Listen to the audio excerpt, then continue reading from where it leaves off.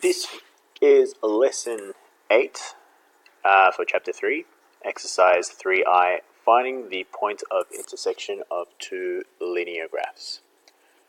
So when we started this topic, I mentioned that a certain equation is considered linear, but the weird thing was they had nothing to do with the lines when we saw the actual equation itself.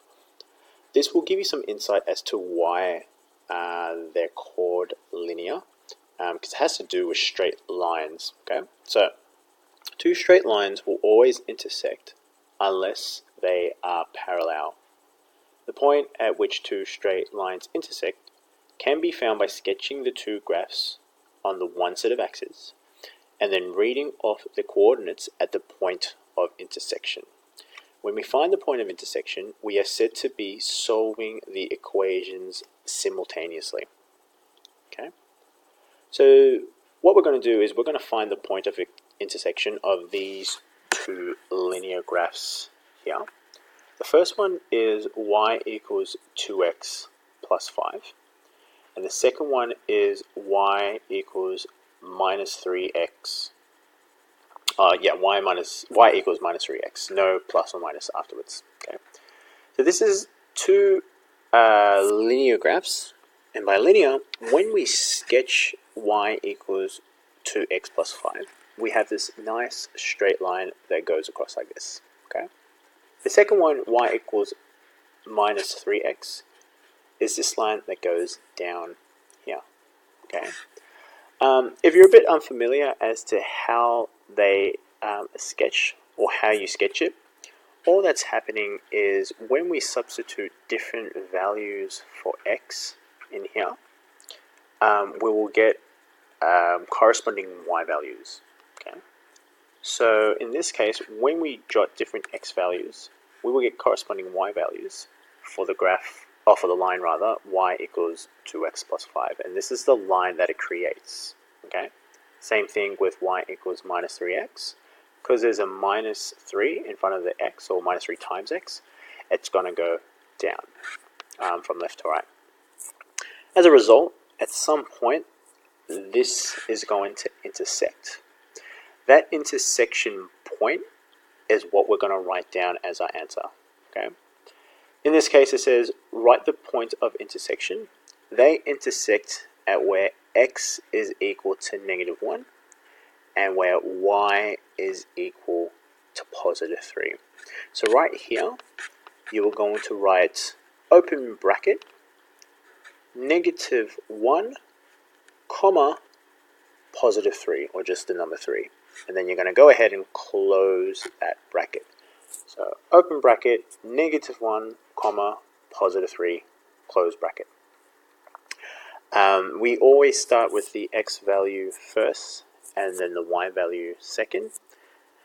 And that will be the point of intersection for that. Now this is just considered as a visual way of seeing the point of intersection. Sometimes it's not as obvious, but this is why we have CAS calculators to be able to solve for this.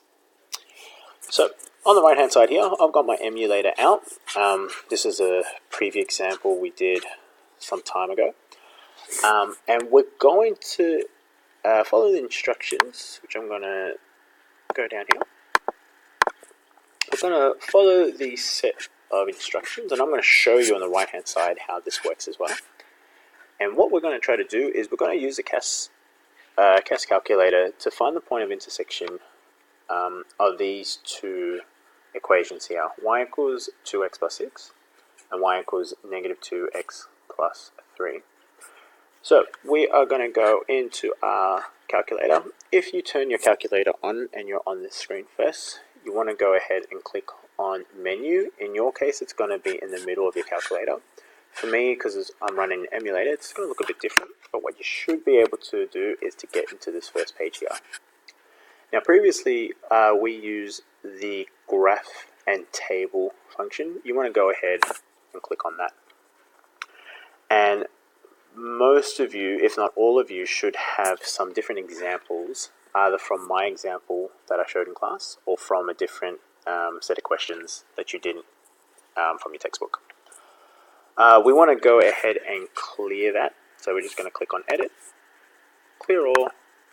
Okay, because we want to start off with a fresh slate. Alternatively, you can just delete that, but it's just easier to go Edit and Clear All. Okay, so we're going to enter our two equations. So the first one, we are going to enter 2x plus 6, which is the first one here. So remember, when we put 2x, we have to ensure that we're doing 2 times x. Okay. My times, again, is going to look a bit different, but your times is just going to come up with the multiplication symbol, the time symbol. We're going to use the X button, which is also on your keyboard, and then we're going to add 6. Okay.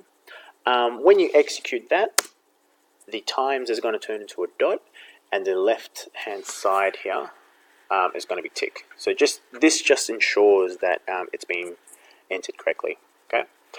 Then we're going to go ahead and put the next one, negative 2x plus 3. Just ensure that you're doing negative 2 and you're using the negative 2 button. Whoops, that was add symbol. You're using the negative 2 button on your keyboard. Negative 2 times x plus 3. Go ahead and execute that. And we now got our two separate linear equations. Okay. Once we've entered the equations into each designated spot, we're going to tick the boxes, which they automatically do, and then we're going to tap on this graph icon right here to plot the graphs. Okay.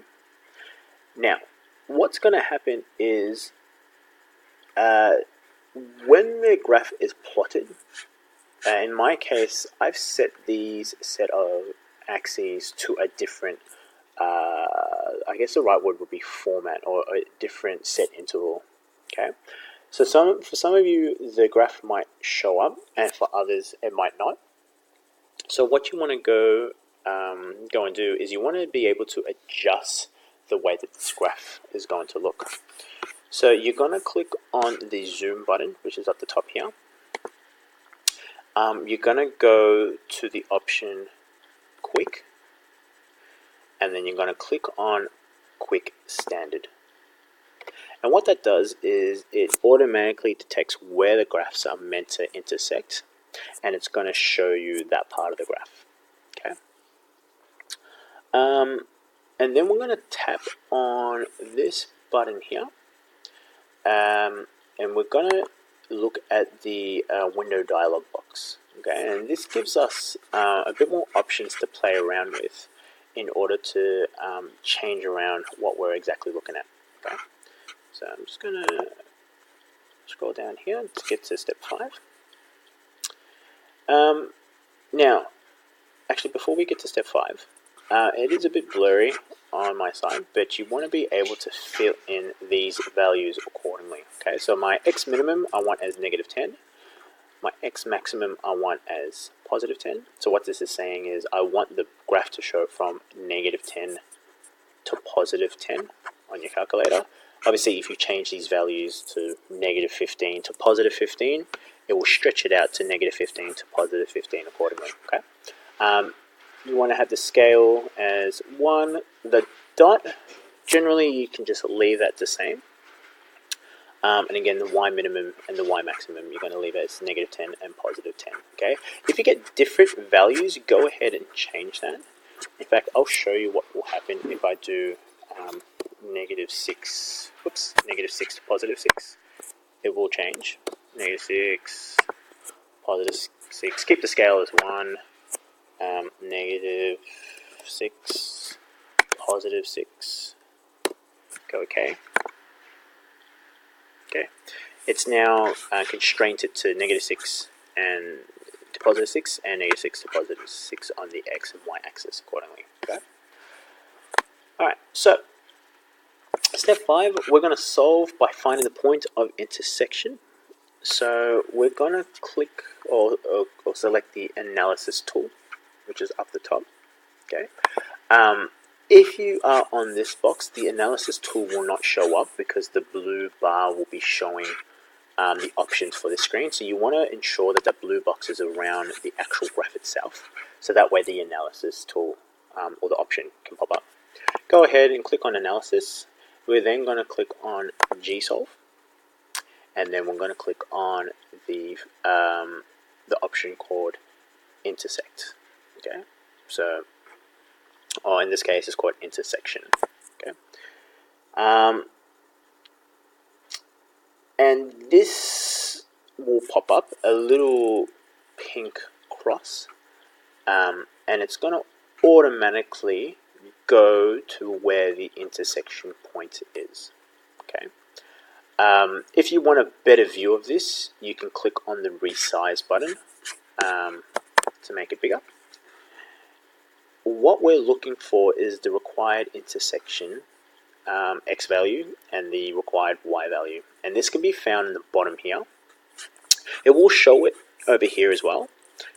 Sometimes it might be a bit tricky, so just to ensure that you got the correct one, because you can see it's overlapping the actual axis itself, just use these values here. My x coordinate, that's what xc stands for, is negative 0.75, and my y coordinate, or y intersection coordinate, is 4.5.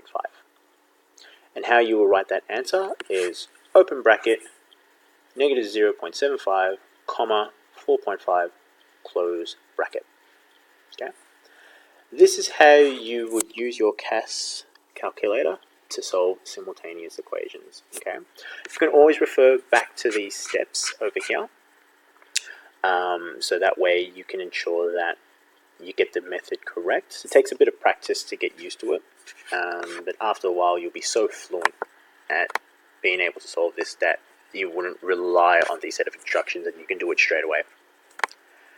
That concludes lesson 8 for exercise 3i. Go ahead and check what questions you need to do from your log sheet for exercise 3i.